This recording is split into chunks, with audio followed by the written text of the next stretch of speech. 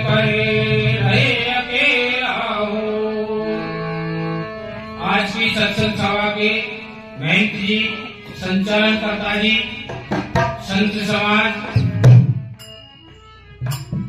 श्रोताओं, वक्ताओं, मातृशक्ति, मैं आपके सामने अपने विचार रखूंगा, तो गलती हो तो क्षमा करें। सत्संग मनुष्य के जीवन में अति महत्वपूर्ण है। शुद्ध ज्ञान की प्राप्ति सत्संग के माध्यम से होती है। जो स्कूल, विश्वविद्यालय, कॉलेज से जो ज्ञान प्राप्त होता है वह स्वार्थ की सीमा में बंधा हुआ ज्ञान है। जो परोपकार से जोड़ता है, प्रेम भावना से जोड़ता है, सत्य मार्ग से जोड़ता है, परमात्मा से जोड़ता है, बुराई से दूर करके भलाई के मार्ग पर जो ज्ञान लाता है वो सत्संग से ही प्राप्त होता है। हम हमारे निज स्वरूप को पहचान सकते हैं तो सत्संग के माध्यम से पहचान सकते हैं। अच्छे संतों की पहचान कर सकते हैं तो सत्संग के माध्यम से ही कर सकते हैं।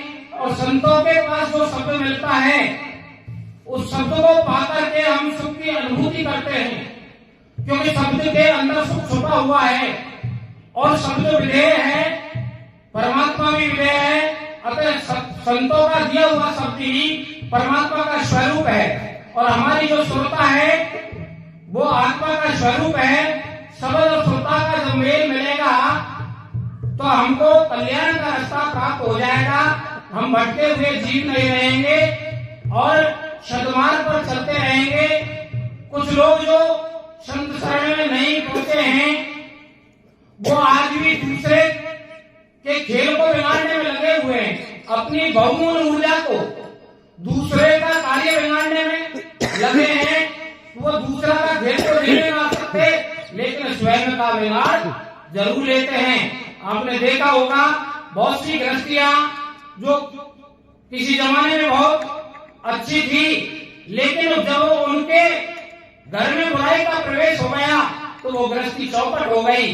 और जिन गृहस्थियों की दीनहीन स्थिति थी लेकिन उन्होंने परमात्मा से अपना हेत नहीं छोड़ा और अपने काम से हेत नहीं छोड़ा, दूसरे का कार्य नहीं बिगाड़ा, आज वो गृहस्थी ऊपर है। अतः मेरा आपसे अनुरोध है स्वयं का कार्य करें और मदद हो जाए तो दूसरे के कार्य में भी करें और नहीं हो मदद तो किसी का खेल को नहीं बिगाड़ें। मैं मेरे निजी अनुभव से कह रहा हूँ, काया में घुस करके जिसने बताया है कि परमात्मा ने हमें वो लाठी दी है जो वैज्ञानिकों के द्वारा बनाई हुई मशीन में जांच में नहीं आती है। और जो लोग उस परम पिता परमेश्वर को भूल जाते हैं और धर्म के विपरीत कार्य करते हैं, उनको सीधे रास्ते पर लाने के लिए हमको जिम्मेदारी दी गई है। जब तक वो रास्ते पर नहीं आते, परमात्मा से नहीं जुड़ते हैं, तो उनकी हम गृहस्थी भी चौपट कर देते हैं और हमारा खेल किसी की पकड़ में नहीं आता। जिनके लिए आप गंडे तावीज करवाते फिरते हो, यदि आप सत्संगति से जुड़ गए, धर्म के रास्ते पर आ गए, परमात्मा को हृदय में धारण कर लिया, किसी सच्चे संत के लाल बढ़ गए, तो आपको वो परेशानी कभी जीवन में नहीं आएगी। बुराई से हट करके अच्छाई की ओर बढ़े, आपकी काया के अंदर ही उसको खोजें। हमारे वेदों में उल्लेख है, तत्वमसि तुम ही ब्रह्म हो, अर्थात हम जैसे मैं उस परमात्मा की फोटोकॉपी हूं, ऐसे आप भी उसी की फोटोकॉपी हैं। तो हमको सबके अंदर उसको देखना है। दूसरी स्टेप है साधक को अहम ब्रह्मास्मि, एको ब्रह्म द्वितीय नास्ति, ब्रह्म एक है दूसरा नहीं है। ऋग्वेद की सूक्ति में लिखा हुआ है, एकम सतः विप्रा बहुधा वदन्ति, परम सत्य एक है, उसको अनेक नामों से जाना जाता है। उसी को राम कहते हैं, उसी को कृष्ण कहते हैं। दादू पंथियों ने उसको सत्यराम नाम दिया, सिख लोगों ने सत श्री अकाल कहा, मुसलमानों ने उसको अल्लाह कहा और कबीर पंथ के लोगों ने शाहिद कहा। हम उसको राम कहते हैं। उसकी कोई प्रतिमा नहीं है। यजुर्वेद में उल्लेख है न तस्य प्रतिमा अस्ति, उसकी कोई मूर्ति नहीं है। वो मूर्ति गढ़ता है, हमको उसकी मूर्ति बनाने का कोई हक नहीं है। कुरान शरीफ कह रही है ला इलाहा इल्लल्लाह, परम पिता परमेश्वर एक है, दो नहीं, और उसको छोड़ करके दूसरों को पूजना घोर पाप है। इससे आगे तीसरी सीढ़ी पर अहम ब्रह्मास्मि, मैं ही ब्रह्म हूं और जो मेरे अंदर है सो ब्रह्मांड में है।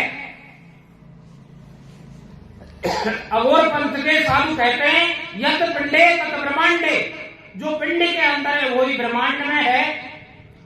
और मैं 3 किरणों के तत्व से बना हुआ हूं, अल्फा बीटा गामा, और इन तीनों से ही ब्रह्मांड बना है और इनसे सभी जीव जंतु बने हैं, कोई अंतर नहीं है किसी में। आगे सो अहम, वो है सोई मैं हूं। सो माने परमात्मा और अहम माने जीवात्मा। परम पिता है सोई मैं हूं, अर्थात मैं उसका बीज हूं। जैसे कि रामचरितमानस कह रही है ईश्वर जीव अंश अविनाशी चेतन अमर सहज सुखराशि, अर्थात हम बीज है उसके। जैसे बरगद के बीज को यदि हम अंकुरित करने की कला सीख जाए तो वो एक पौधा बनेगा, फिर उसकी बाढ़ दौड़ करेंगे, पानी देंगे तो विशाल वृक्ष का रूप ले लेगा। तो जिन लोगों ने अपने आप को पहचाना वो आज इतिहास के पन्नों में महापुरुषों के नाम से सुशोभित हैं।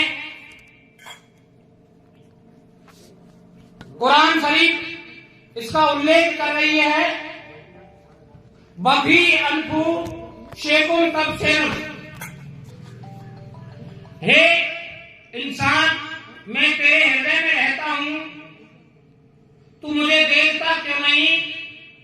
मैं तेरी श्वासों में रमा हुआ हूं, तू मुझे ज्ञान रूपी नेत्रों के बिना नहीं देख सकता। अब ज्ञान रूपी नेत्र कोई गुरु ही दे सकता है, कहीं बाजार में तो मिल नहीं सकते।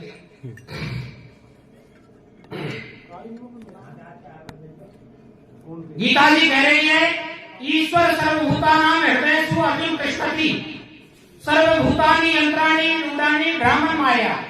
हे अर्जुन, ईश्वर सबके हृदय में निवास करते हैं और शरीर रूपी यंत्र पर सवार होकर के जीव उस ईश्वर की माया में भ्रमित हुए उसको भूल रहा है। रामचरितमानस में उल्लेख है नाम चतुर्गुण पंचयुग कृति युगणित वसुभे, सकल चराचर जगत में तुलसी रामई देख। तो सबके अंदर वो परमपिता परमेश्वर मौजूद है। जब हम भलाई के रास्ते पर चलेंगे तो उसको काया में एहसास करेंगे, उसका दीदार करेंगे, अनुभव